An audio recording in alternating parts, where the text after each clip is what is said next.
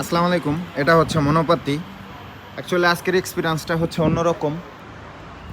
আপনার শহরে একটা কাজ আছে, উকিলের বাসায় যাইতে হবে।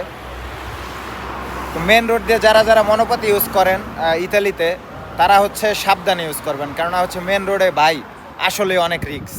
অনেকে বলে যে মনোপাতিতে কোনো সমস্যা নাই, অ্যাকচুয়ালি চালাইতে চালাইতে এক্সপিরিয়েন্স হয়ে যায়, কিন্তু আমি মনে করি মেন রোডে যখন মনোপাতি ব্যবহার করবেন তখন হচ্ছে একটু সাবধানে মনোপাতি ইউজ করা উচিত।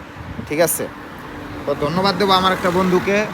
তো সে হচ্ছে সাহস সাহস দিছে। আমি কখনো মেন রোডে উঠি নাই মনোপাতি নিয়ে, আজকে প্রথম। আমার পিছে যে আপনার রাস্তাটা দেখতেছেন, এইটার পিছে আর একটা রাউন্ড বোর্ড আছে, ওই রাউন্ড বোর্ডে হচ্ছে মেন রোড, বুঝছেন, মানে 4 রাস্তার রাউন্ড বোর্ড।